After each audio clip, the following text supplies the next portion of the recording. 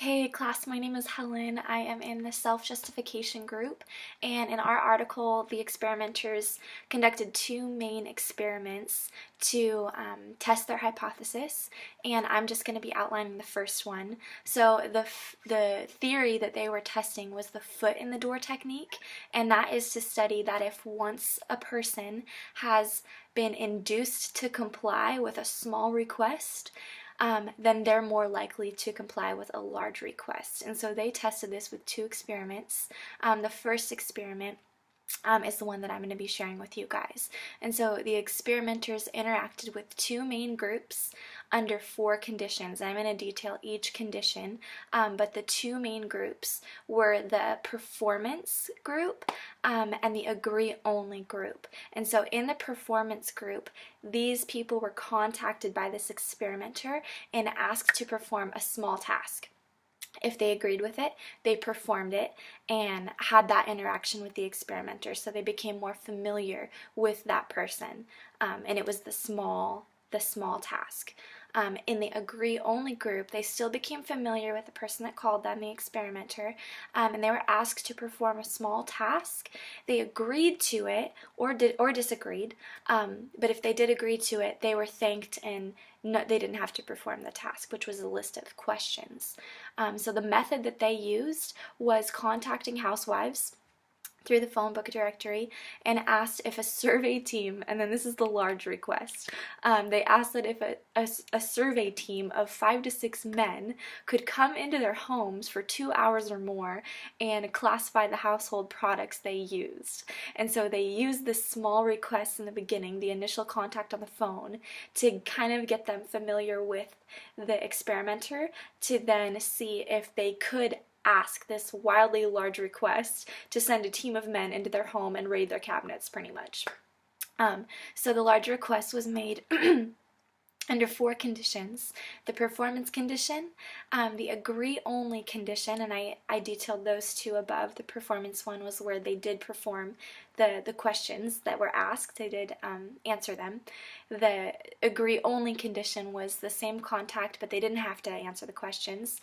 The third condition was the familiarization condition, and the fourth one was the one contact condition. So the procedure for this, I kind of explained it a little bit, but in detail, the subjects were 36 housewives in each condition, and they were contacted at random through the phone book directory. All of the people that were contacted by the same experimenter, who identified himself as the same person each time. All the calls were made in the morning, and for the three groups that were contacted twice, the follow-up calls were made exactly 3 days later. So kind of within a time frame where they would remember the first contact and the first favor or thing that they complied to. And so the performance condition, I'm going to go through those four conditions. The performance condition procedure looked like them receiving a call, the housewife or the woman at home receiving a call, and they were contacted by the experimenter, who introduced himself, the organization he worked for, and a survey that he was conducting. And so he asked the subject to answer questions for the survey, and if they agreed, they were asked 6 questions and thanked for the subject's participation. So they agreed, were asked the questions, answered the questions, and were thanked for their participation. And in this performance condition, all of them were contacted 3 days later with the large request. So they complied to the small request, and they were contacted later with the large request. For the agree-only condition, I detailed this briefly before, but they were the ones that had the identical contact, where he introduced himself as the same person, his organization, and the survey he was conducting. And he asked them to answer survey questions, and if they agreed, he said thank you, but he was just lining up respondents for the survey, and he would contact her later if needed.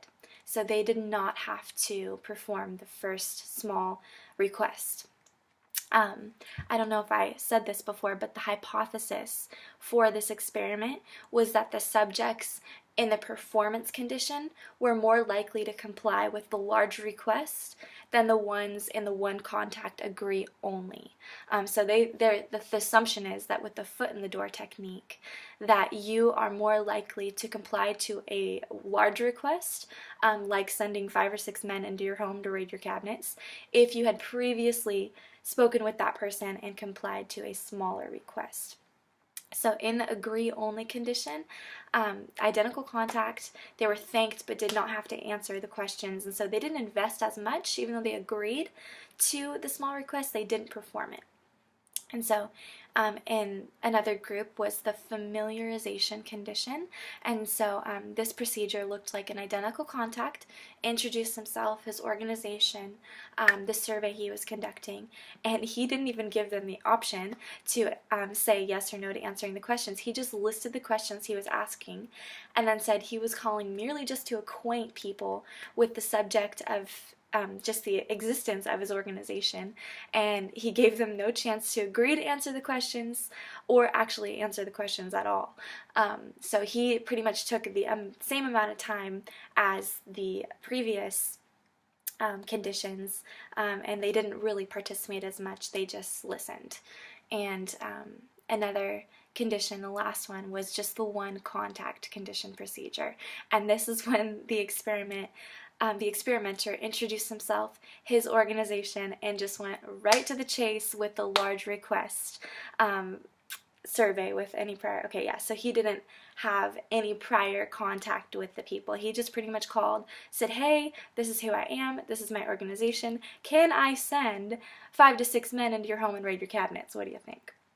And so the assumption was that with the foot in the door technique, the people that had previously contacted or been contacted by him and had an exchange of communication and they had complied to a small request, the hypothesis was that those were the people that would be like, well, okay, yeah, you can send these guys into my house, I guess, that they would comply to the large request.